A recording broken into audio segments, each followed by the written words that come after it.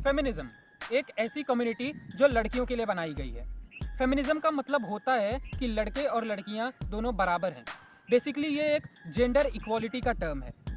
आज हम आपको यही बताएंगे कि क्या फेमिनिज्म सही है या गलत है, इसे अपनाना सही होता है या गलत होता है, फेमिनिस्ट होना सही है या फेमिनिस्ट होना गलत है।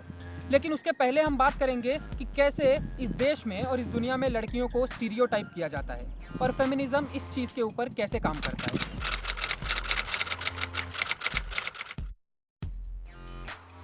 सबसे पहले हम थोड़ा फेमिनिज्म से हटकर कुछ लड़कियों के बारे में, परसेप्शंस के बारे में बात करेंगे जो इस सो कॉल्ड सोसाइटी के थ्रू बनाए गए हैं।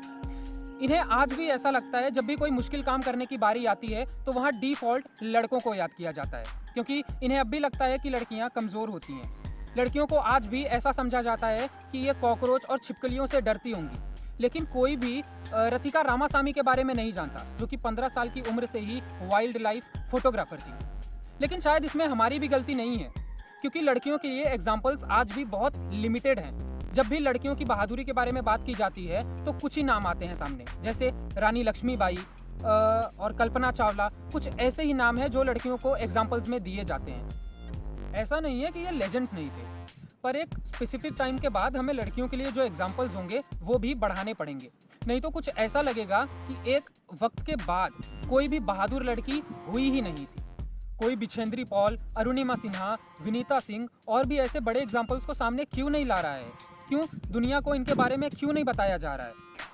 ऐसे में लड़कियों के लिए एक कम्युनिटी बनी जिसे आप फेमिनिज्म के नाम से जानते हैं। लेकिन मुझे ये बताते हुए बहुत दुख हो रहा है कि फेमिनिज्म ने आज तक लड़कियों के लिए कुछ नहीं किया है। इसने सिर्फ ये प्रूव किया है कि लड़कियां कमज़ोर होती हैं और अपने खुद के लिए अपना स्टैंड नहीं ले सकती और खुद कुछ नहीं कर सकती।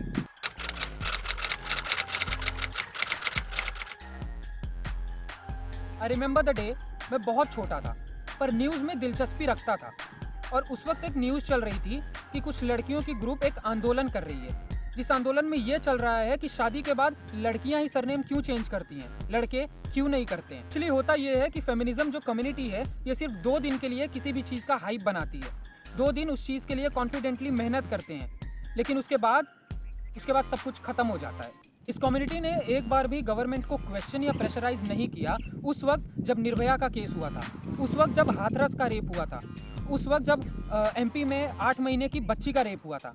इंस्टेड ऑफ दिस ये एक अलग ही मुद्दे पे लड़ रहे थे। ये लड़ रहे थे कि हमें लड़कों के बराबर की इज्जत मिले, लड़कों के बराबर का हक दिया जाए। लेकिन जब इनसे पूछा गया कि आपको लड़कों के बराबर का क्या हक चाहिए तो इन्हें आंसर पता ही नहीं था। They lost.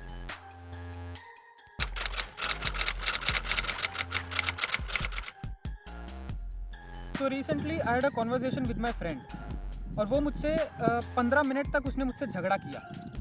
उसने मुझे बहुत सुनाया कि लड़कियों ने अपने लाइफ में बहुत कुछ किया है, उन्होंने बहुत कुछ सहा है, उन्हें ये हक मिलना चाहिए, वो मिलना चाहिए, ऐसा वैसा ऐसा वैसा। और मैंने उससे कुछ सिंपल सवाल पूछे, बहुत सिंपल। क्या आप कैसे फ्रीडम की बात कर रहे हो? आपको कैसी आज़ादी चाहिए?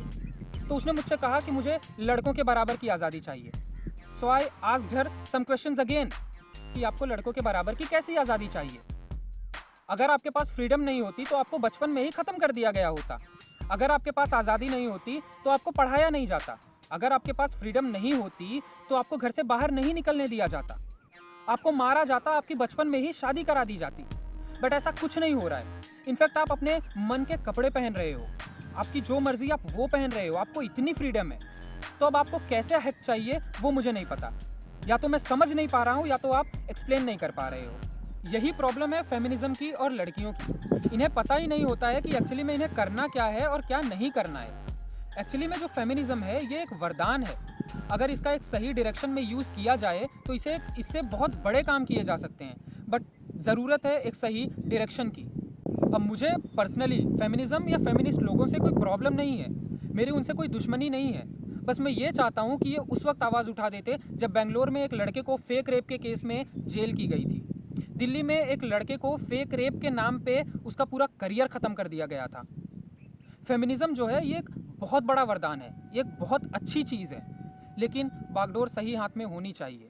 एक सही इंसान चाहिए जो इस चीज़ को सही तरीके से सही जगह तक, अपने मंजिल तक ले जाए।